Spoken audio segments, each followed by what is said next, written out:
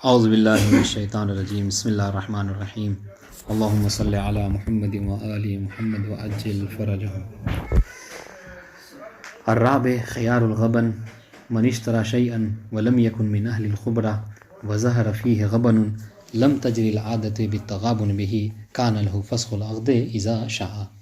ہم حالانکہ اس کے متعلق جو ہے اجمالاً ذکر کر چکے ہیں خیار غبن کسے کہتے ہیں، ہے نا، لیکن اس سے پہلے کل تھوڑا سا مطلب وہ ڈاؤٹ ہوا تھا خیار الشرط کے حوالے سے، تو خیار الشرط کی دونوں تشریح جو ہے درست ہے، سمجھ رہے ہیں؟ ہاں، خیار الشرط کسے کہتے ہیں؟ خیار الشرط یہ ہے کہ اگر آپ کوئی معاملہ کر رہے ہیں اور اس میں کوئی شرط رکھنا چاہ رہے ہیں، ہے نا، تو آپ اس میں شرط رکھ سکتے ہیں، اگر وہ شرط پوری نہ ہوئے تو آپ معاملے کو جو ہے فاسخ کر سکتے ہیں، باطل کر سکتے ہیں۔ بعد انشاءاللہ وزیر خاص ہو خیار الشرط وہ بحسب ما یشترطان او احدہما، دونوں کے دونوں جو شرط رکھیں یا دونوں میں سے کوئی ایک جو شرط رکھے، ٹھیک ہے، شرط کیا ہے کہ متعلق جو کیا اس پر عمل کرنا ضروری ہے، ٹھیک ہے، اگر شرط پہ نہ پوری ہوئی تو چاہے اس کو خیار حاصل ہوگا، جب چاہے معاملے کو فسخ کر سکتا ہے۔ بات بات انشاءاللہ جی، اور یہ بہت آسان ہے، اس کو اگر آپ دیکھیے گا تو مطلب خیار جو کیا ہے، خیار الشرط میں آپ اپنے لیے بھی خیار رکھ سکتے ہیں، کسی اجنبی کے لیے بھی، اور دونوں کے لیے خیار رکھ سکتے ہیں۔ بات انشاءاللہ بس ایک چیز جو اس میں ضروری ہے وہ ہونی چاہیے، وہ یہ کہ آپ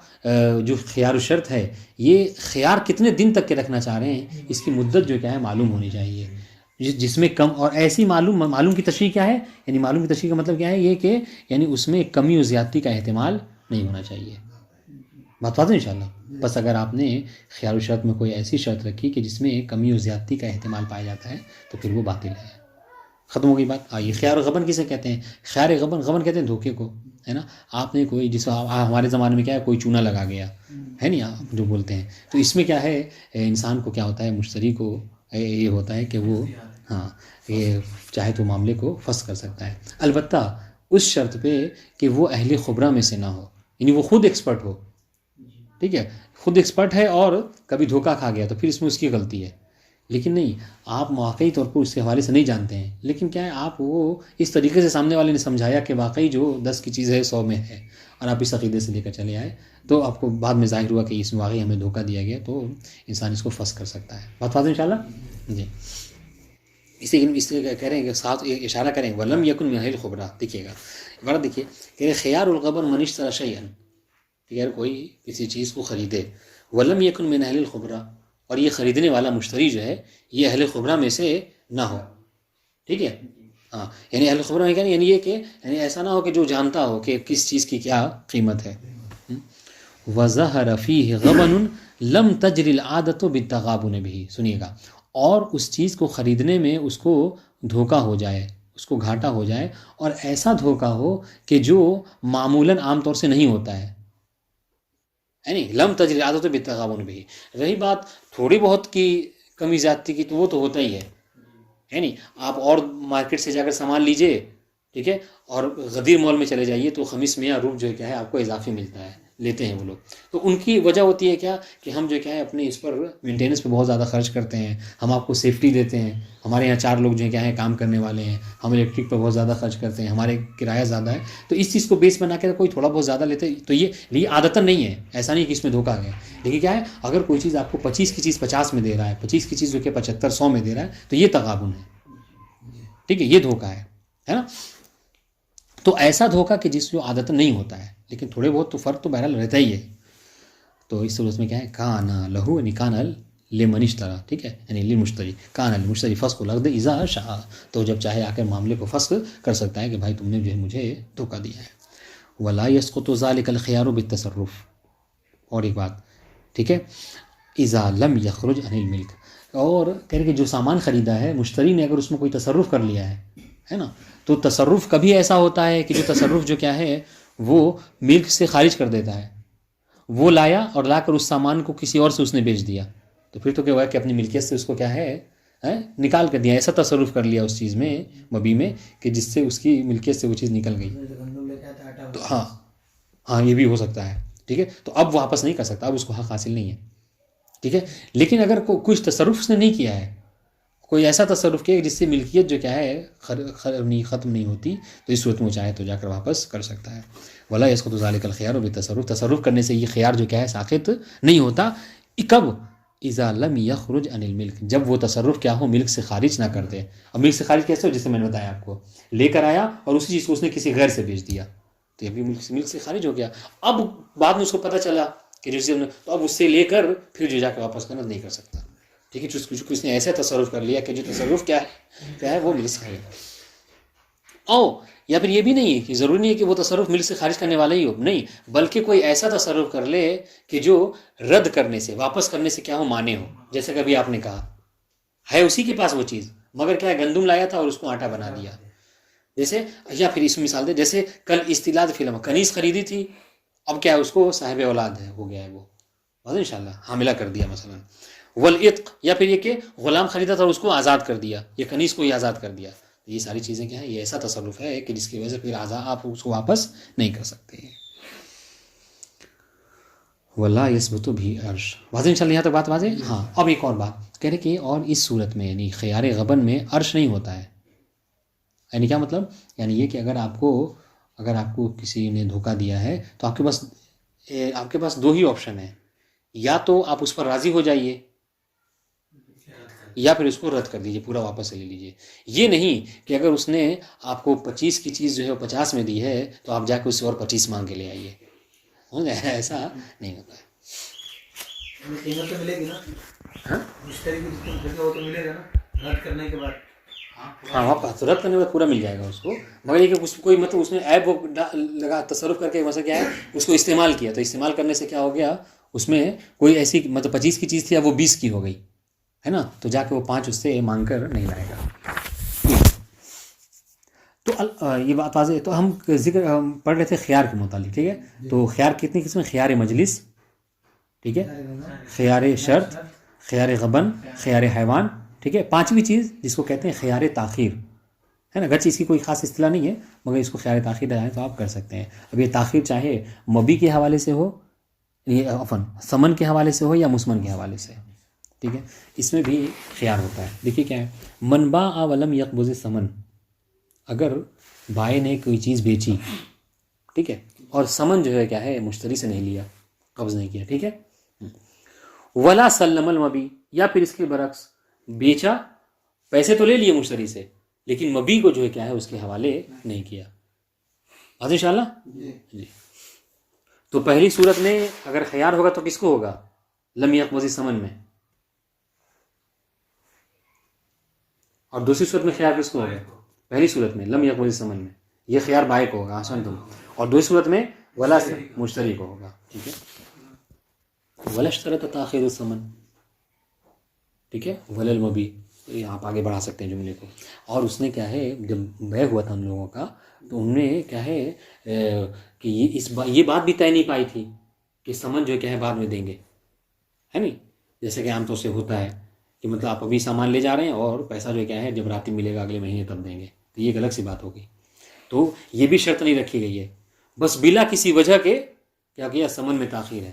مبی لے کر چلا آیا اور مسمن لے کر چلا آیا اور ثمن جو کیا ہے نہیں دیا، تو اس صورت میں کیا ہے فالبیع لازم ثلاثۃ ایام. تو اس صورت میں جو بیع ہے یہ 3 دن تک اس کا انتظار کیا جائے گا، لازم رہے گی. فإن جاء المشتری بالثمن، تو اگر ان 3 دنوں میں مشتری کے جو مسمن لے کر گیا تھا، مبی لے کر گیا تھا ہے نا، اگر وہ لے کر چلا آیا اس کی قیمت، ٹھیک ہے، تو اس صورت میں کیا ہے بائع اس بیع کو چاہے تو وہ لازم کر سکتا ہے. ٹھیک ہے، وَإِلَّا، اور اگر 3 دن گزر گئے اور مال لے کر چلا گیا پیسے نہیں لایا تو اس صورت میں کان البائع اولیٰ بالمبی. تو اس صورت میں مبی کے حوالے سے بائع حقدار ہوگا. یعنی کیا مطلب وہ چاہے اس کو جس کو چاہے وہ بیچ سکتا ہے. 3 دن تک رکی رہے گی. ہاں، 3 دن کے بعد اس کو اس کو اختیار ہے کہ وہ آ کہے کہ بھائی اب میں تم کو یہ چیز نہیں بیچوں گا. واضح انشاءاللہ واضح انشاءاللہ. لیکن یہ 3 دن بھی ہر چیز کے لیے نہیں ہے.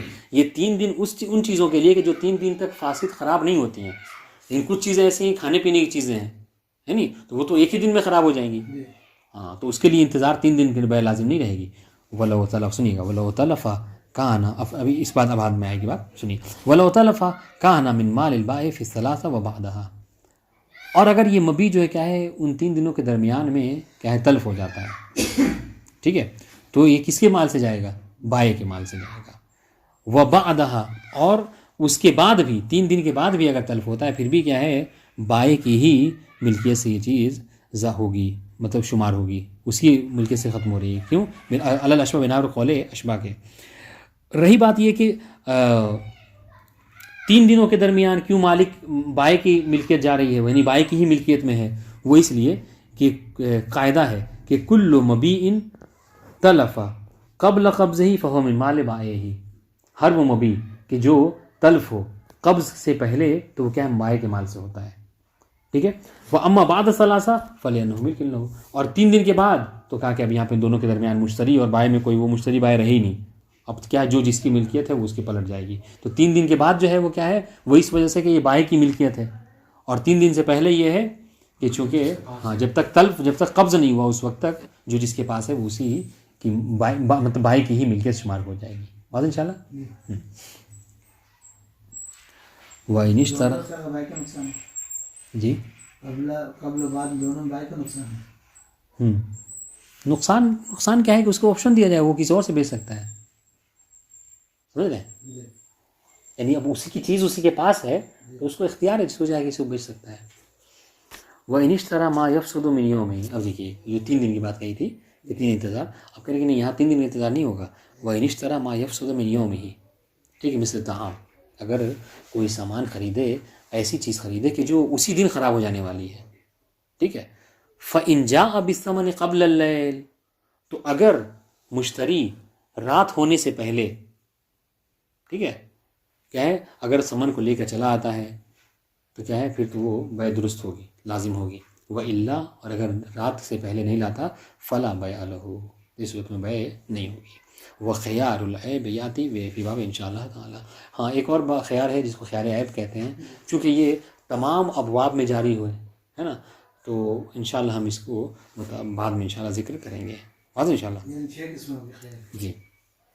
خیار عیب بھی یہی ہے کہ مطلب آپ کوئی سامان لے آئے اور وہ عیب اس میں معیوب نکل گیا ہے نہیں، تو اس میں آپ کو اختیار ہوتا ہے. اب آئیے احکام کے حوالے سے. یہ تو بہرحال ابھی ہم اقسام ہی پڑھ رہے تھے خیار کی، اب ان کے ہر ایک کی خاص اپنے مسائل ہیں.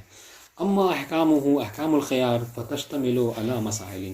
تو اس کے بیان میں کچھ مسائل ہیں کہ جس کو ہم بیان کریں گے. الاولی المسألۃ الاولی خیار المجلس. ٹھیک ہے. خیار مجلس سے متعلق ہے یہ کہ لا یثبت بشیء من العقود الا البیع، کہ یہ بیع کے علاوہ اور بقیہ جو عقود ہیں نا ان میں جو کیا ہے خیار مجلس نہیں ہوا کرتی ہے. ٹھیک ہے. پتہ چلا آپ کا نکاح ہوا، ٹھیک ہے، تو اسی مجلس میں اگر کوئی چاہے تو نکاح کو فسخ کر دے تو ایسا نہیں ہو سکتا ہے نہیں. یہ فقط بیع کے متعلق ہے.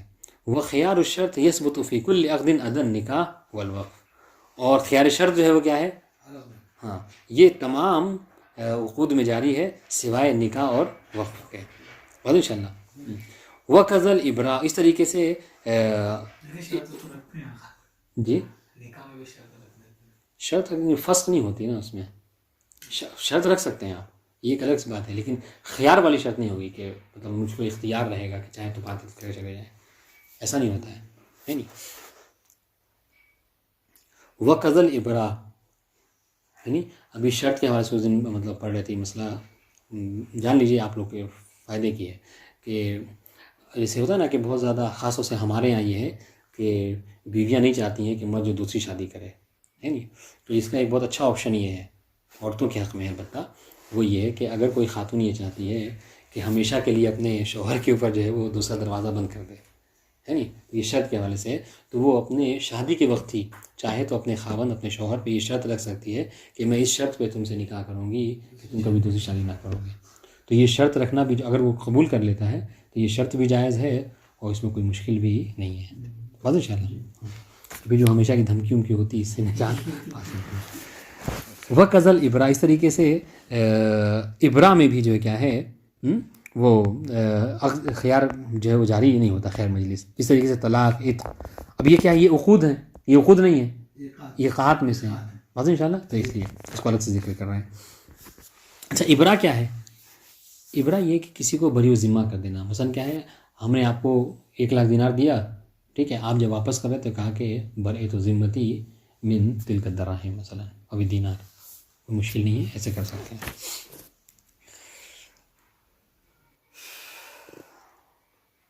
واضح انشاءاللہ. طلاق میں بھی خیر شرط نہیں ہے، طلاق میں بھی نہیں ہے، بل یہ سب وہ خود نہیں ہے نا، اس چیز کو خاص طور سے ذکر کر رہے ہیں، ٹھیک ہے. اور عتق بھی یہی ہے، الا علی روایت شاذہ، مگر یہ کہ بعض روایتوں میں جو کہ شاذ روایتیں ہیں، نادر روایتیں ہیں، ان میں وارد ہوا ہے کہ نہیں، ان میں بھی جو کیا ہے خیار مجلس ہوا کرتی ہے. بات ان شاء اللہ. جی جی. اب آئیے دوسری بات، دوسرا مسئلہ، التصرف یسقط خیار الشرط. ٹھیک ہے، خیار شرط کو تصرف جو کیا ہے ساخط کر دیتا ہے. ٹھیک ہے، آپ کوئی چیز لائے، ٹھیک ہے، آپ نے شرط جو ہے وہ خیار کی رکھ رکھی ہے، آپ کو ہفتے بھر یا 10 دن کا اختیار ہے، مگر لا کر اگر آپ نے اس میں تصرف کر لیا تو پھر وہ آپ کا شرط جو کیا ہے باطل ہے، پھر آپ اسے جا کے اختیار ختم ہو جاتا ہے آپ کا. کما یسقط خیار الثلاثہ، جس طریقے سے جو 3 وہ ہیں اختیار، کما یسقط خیار الثلاثہ، جیسے ہاں ہاں نہیں، یہاں پہ خیار ثلاثہ ہم بھی یہی سمجھ رہے تھے کہ یہاں پر اس کے علاوہ 3 معنی ہیں، جو 3 ہیں، مثلا خیار مجلس کے علاوہ، یعنی خیار شرط کے علاوہ خیار مجلس ہو یا وقیع نہیں، جبکہ یہاں پر یہ نہیں ہے، بلکہ یہاں پر خیار ثلاثہ کی تشہیر ہونے نیچے کی دیکھیں، اے خیار الحیوان، کہ خیار حیوان کے جو 3 دن ہیں نا، اگر وہ کوئی خیار حیوان لے کے آتا ہے اور اس میں تصرف کر لیتا ہے تو وہ جو 3 دن کا اختیار ہوتا ہے وہ ختم ہو جاتا ہے. اس طریقے سے یہاں پر بھی ہے کہ تصرف کی وجہ سے جی 3 دن ہے. لگا تھا ہمیں بھی یہی، مگر کیا ہے تشریح اگر آپ پڑھی نیچے شرح تو اس میں کیا ہے خیار الحیوان فلو اشترى دابہ، ٹھیک ہے، ورکبھا سقط الخیار. بات ان شاء اللہ. جی. اور ایک بات یہ بھی ان کی مطلب صحیح وہ لگی اس شرح کی تائید جو اس سے ہوتی ہے، وہ اس بات سے کہ اگر آپ یہ کہیں نا کہ کما یسقط خیار ثلاثہ، تو اگر آپ یہ کہیں کہ جیسا کہ 3 خیار جو ہے کیا ہے ساخت ہوتے ہیں، تو ان 3 خیار سے کون سے خیار مراد لیں گے؟ یہاں پہ تو 5 خیار کا ذکر ہے. ہاں، اگر اس کو لے تو 6 ہیں، تو کون سا اس میں سے ہوگا؟ خیار مجلس ہے، خیار حیوان اور خیار عقبہ. اور ان دونوں کو کس بیس پہ چھوڑ رہے ہیں آپ؟ بقیہ کو کس بیس پہ چھوڑ رہے ہیں؟ ہے نہیں، چونکہ ابھی ہم نے کیا پڑھا ہے کہ خیار غبن بھی جو کیا ہے تصرف کی وجہ سے ساخت کر دیتا ہے. بہرحال تو یہ بہرحال ان کے ساتھ ہی چلیں، صحیح ہے. وَلَوْ كَانَ الْخِيَارُ لَهُمَا وَتَصَرَّفَ أَحَدُهُمَا سَقَطَ خِيَارُهُ. دیکھیں اگر خیار جو کیا ہے دونوں نے رکھ رکھا تھا اپنے لیے، ایک عقد ہوا، ٹھیک ہے، اور خیار شرط دونوں نے رکھا، اس نے بھی کہا کہ 3 دن مجھے اختیار، اور اس نے بھی کہا کہ مجھے بھی اختیار ہوگا، واضح انشاءاللہ. لیکن دونوں میں سے کسی ایک نے تصرف کیا، تو تصرف سے ایسا نہیں کہ دونوں کا اختیار جو کیا ختم ہو جائے گا، نہیں، جس نے تصرف کیا ہے صرف اس کا خیار جو اس کا خیار شرط جو کیا ہے باطل ہوگا، واضح انشاءاللہ، اس کے اختیار ختم ہوگا. وَلَوْ أَذِنَ أَحَدُهُمَا وَتَصَرَّفَ الْآخَرُ سَقَطَ خِيَارُهُمَا. لیکن اسی کے برعکس اگر کسی ایک نے اجازت مانگی تصرف کی اور دوسرے نے اجازت دے دی، تو اب یہاں پر دونوں کا تصرف جو کیا ہے خیار کے حوالے سے وہ ساخت ہو جائے، دونوں کا خیار ساخت ہو تصرف کی وجہ سے، واضح انشاءاللہ. کیونکہ یہاں پر جو تصرف یہ جو کہا تھا کیا وَلَوْ كَانَ الْخِيَارُ لَهُمَا وَتَصَرَّفَ أَحَدُهُمَا سَقَطَ الْخِيَارُ، ہاں یعنی اس کو کس طریقے سے بطور مثال، ہاں بتایا تو یعنی ایک بھائی ایک مشتری ہے، پیسہ دے رہا ہے، سامان لے رہا ہے، پھر اس میں 3 دن پیسہ، تو یہ تو کہا کہ اس نے بائی نے بھی کہا کہ دیکھو یہ اس میں میں یہ چیز جو میں بیچ رہا ہوں مثلا جو ہے کیا یہ میرے بھائی کی چیز ہے نہیں، یا میرا بھائی بھی مطلب کیا ہے پارٹنرشپ میں ہے، اس سے مشورہ کر لوں گا، تو 3 دن کا مجھے اختیار دے دو، واضح انشاءاللہ. اس نے کہا کہ ٹھیک ہے مجھے بھی اختیار چاہیے 3 دن کا، تو دونوں نے اختیار رکھ لیا، واضح. اب تصرف کیا کیا؟ تصرف یہ کیا کہ سمن لے کر بھائی نے کیا کیا، اس میں کوئی تصرف کر لیا، مسمن لے کر مشتری نے اس میں کوئی تصرف کر لیا، تو اس صورت میں کیا ہے خیار جو ہے پیسوں میں کر لیا اور وہ اس میں کر جی سمجھ رہے ہیں. جی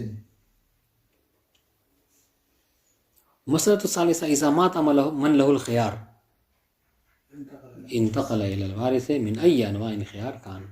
ٹھیک ہے، تو اگر وہ کہ جس کو خیار حاصل ہے اگر وہ مر جاتا ہے تو اس کے ورثہ جس طریقے سے باقی چیزیں اس کے ورثہ تک منتقل ہوتی ہیں، ویسے خیار بھی اس کے ورثہ تک، حق کے خیار بھی جو کیا منتقل ہو جاتا ہے، چونکہ یہ بھی ایک حقوق میں سے ہے. ٹھیک ہے، ہاں. اور یہ چاہے اس کے لیے قید نہیں ہے کہ خیار شرط ہی ہو، نہیں، بلکہ ہر طرح کا خیار جو کیا ہے اس کو کیا منتقل ہو جاتا ہے، بس انشاءاللہ. وَلَوْ جُنَّ قَامَ وَلِيُّهُ مَقَامَهُ.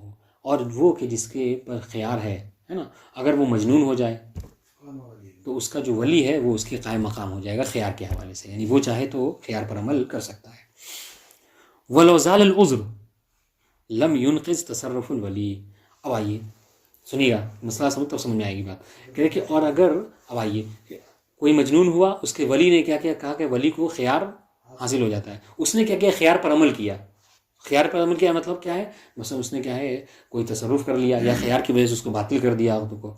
اب جب یہ دوبارہ افاقہ پایا اس نے، ٹھیک ہے، ہاں، تو اب یہ نہیں کہہ سکتا کہ ولی نے جو میرے تصرف کیا ہے میں اس کو نہیں جانتا مانتا، بلکہ کیا ہے خیار مجھے ہونا چاہیے. کہ ایسا نہیں ہے، بلکہ کیا ہے اس نے جو تصرف کیا وہی صحیح کہلائے گا ان شاء اللہ.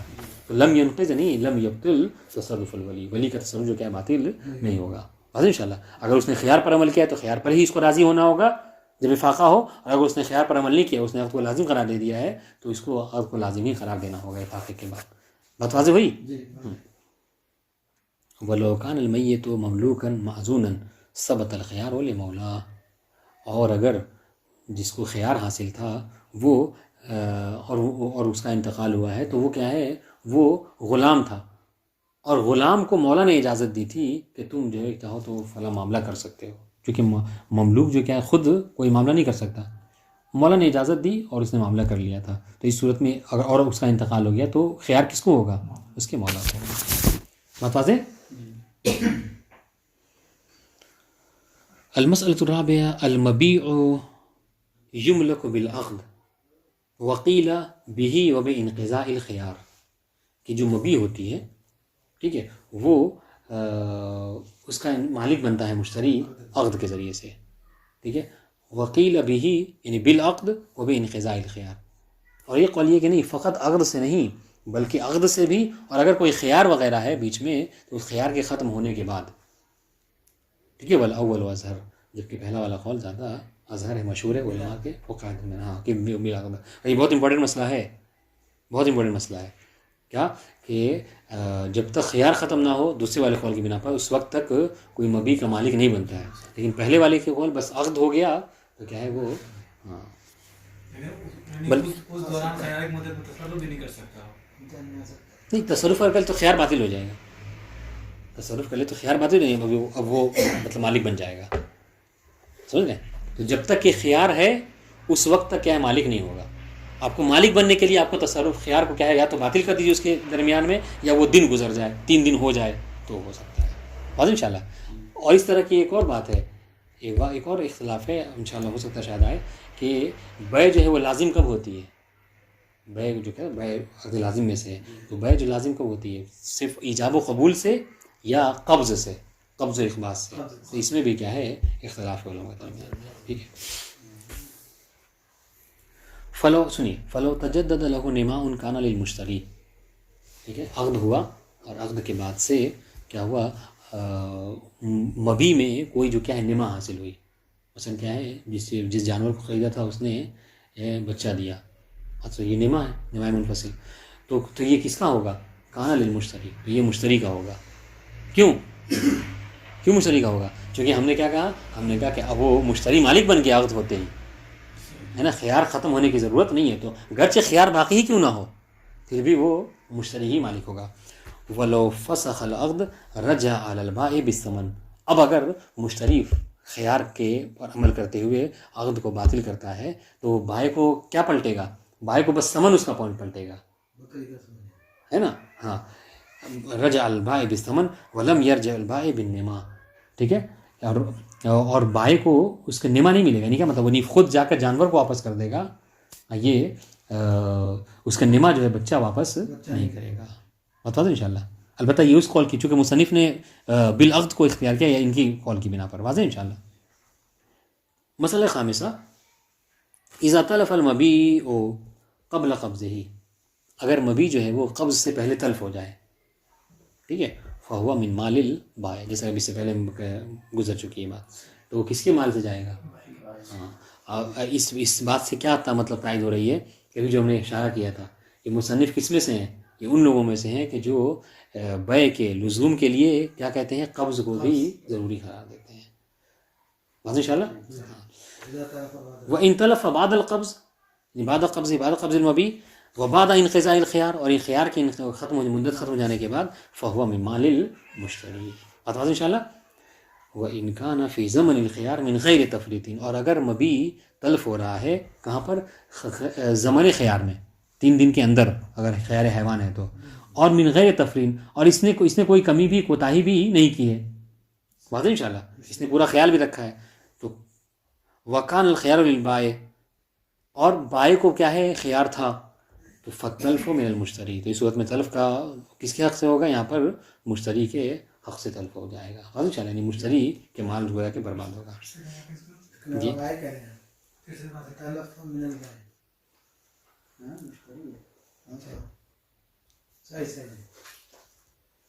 دیکھیے کہاں سے شروع، پھر سے پڑھیں پورے مسئلہ. جی ہاں سر. وَإِنْ كَانَ فِي زَمَنِ الْخِيَارِ مِنْ غَيْرِ تَفْرِيطٍ، ہاں کہہ رہے کہ وَإِنْ تَلَفَ بَعْدَ قَبْضِهِ وَبَعْدَ انْقِضَاءِ الْخِيَارِ فَهُوَ مِنْ مَالِ الْمُشْتَرِي، کہ اگر مبی جو ہے وہ تلف ہو رہا ہے کب؟ قبض کے بعد اور زمن خیار کے ختم ہونے کے بعد، تو ظاہر سی بات ہے کہ پورا عقد لازم ہوگا، مشتری کا مل جائے گا. وَإِنْ كَانَ فِي زَمَنِ الْخِيَارِ، اور اگر یہ خیار کے زمانے میں ہے، یعنی وہ 3 دن کے اندر ہاں خیار حیوان ہے 3 دن کے اندر، اور اس نے کوئی کوتاہی بھی نہیں کی ہے، کس نے؟ مشتری نے. ٹھیک ہے. وَكَانَ الْخِيَارُ لِلْبَائِعِ، اور خیار یہاں پر کیا ہے؟ بائع کو تھا. سمجھ رہے ہیں؟ تو اب یہاں پر خیار بائع کو تھا، تو یہاں پر ہم خیار حیوان کو نہیں کر سکتے، کیونکہ خیار حیوان کے متعلق کیا کہا تھا ہم نے کہ خیار حیوان وہ ہے کہ فقط اس میں مشتری کو ہوتا ہے، یہ مخصوص ہے. تو اس کو آپ چھوڑ دیجیے، کوئی اور مثال لے لیجیے. سمجھ رہے ہیں؟ خیار کی خیار شرطی لے لیجیے مثلا. تو فتلف من المشتری، تو اس صورت میں تلف جو ہے کیا ہے؟ یہ مشتری کی طرف سے ہے. وہ قبض کر چکا ہے. ہاں ٹھیک ہے جی. وَإِنْ كَانَ الْخِيَارُ لِلْمُشْتَرِي فَتَلْفُ مِنَ الْبَائِعِ، اور اگر خیار جو کیا ہے مشتری کو تھا، تو اس صورت میں تلف جو کیا ہے مشتری بائع کی ملکیت سے جائے گا. جس کو خیار رہے گا جو حساب سامنے والے اس سے ہوگا، ہاں یعنی تلف جس کے پاس ہوا ہے. جی ظاہر سی بات ہے، یعنی وہ اپنے خیار پر عمل کرے گا تو اس کو اختیار، تو اس کو نہیں مطلب کیا نقصان اٹھانا پڑے گا. جس کو خیار نہیں ہے اس کو نقصان پہنچانا پڑے گا، چونکہ یہاں پر کیا ہے اس نے قبض کر لیا، ہم نے کیا قبض کرنے سے عقد جو کیا ہے لازم ہو جاتا ہے. بات انشاءاللہ. تو پھر اس کو جس کے اختیار ہے اس کو خیار والے کو جو کیا ہے مطلب نقصان نہیں سہنا پڑے گا. بات انشاءاللہ. میں اس طریقے سے نہیں آ سکتا مثلا کیا کہ یعنی کہ بائع کو اختیار ہے اگر طلب مشتری کی جانب سے ہوا ہے. ہاں تو یہی تو کہہ رہے ہیں. دیکھیے نا ابھی اس میں دیکھیے نیچے مثال سنیے، مثال سے بات زیادہ سمجھائیے. کما لو باعہ کتابا الا ان یکون الخیار للبائع اسبوع، ٹھیک ہے، میں نے آپ کو کتاب بیچی، ٹھیک ہے، اس شرط پہ کہ مجھے اختیار رہے گا کا 1 ہفتے تک. تو یہ کون سا خیار ہے؟ خیار شرط ہے. حسن تم ٹھیک ہے. ہاں میں نے کتاب بیچی، شرط لگائی کہ 1 ہفتے تک مجھے خیار ہے. فتلف الکتاب عند المشتری من غیر تقصیری، آپ نے جا کر سکن میں کتاب رکھا، جہاں پہ ساری کتابیں رکھتے ہیں وہیں پر اپنے اس کتاب کو بھی رکھا، مگر کوئی آیا کیا ہے یا بارش ہوئی، چھت سے پانی چوا، اور جو ہے بس اسی کتاب پر جو آپ نے میں نے دیا تھا اسے. بات انشاءاللہ. تو اس صورت میں کس کے مال سے جائے گا؟ مجھے گرچہ اختیار ہے لیکن آپ کے مال سے جائے گا یہ، چونکہ جب قبض کر لیا تھا تو معاملہ جو کیا ہے پورا مکمل ہو گیا تھا. بات انشاءاللہ. تو آپ یہ نہیں کہہ سکتے کہ ابھی تو اختیار ہے تو یہ تمہارے مال سے جا رہا ہے. دیکھیے یہ مسئلہ، یہ فرق، یہ جو قول ہے، یہ فرق، یہ اختلاف مبنائی ہے. اگر کوئی یہ قائل ہو جائے کہ بیع لازم ہوتی ہے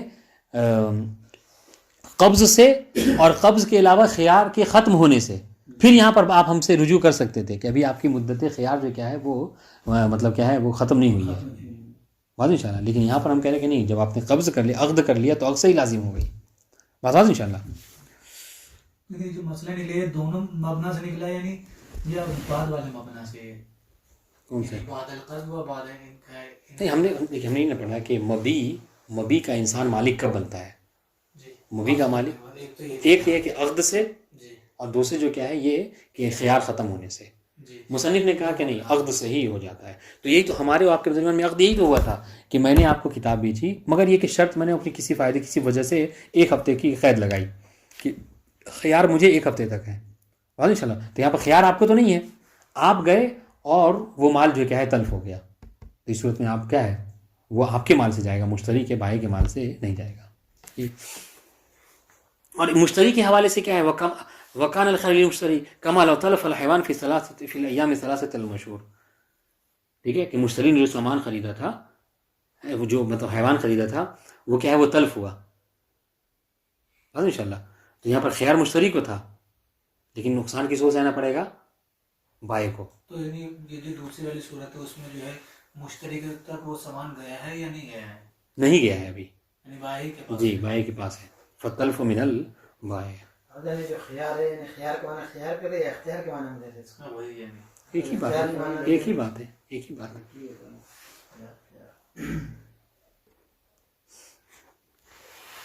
ہاں ابھی دیکھیے فرعان الاول خیار الشرط یثبت من حین التفرق.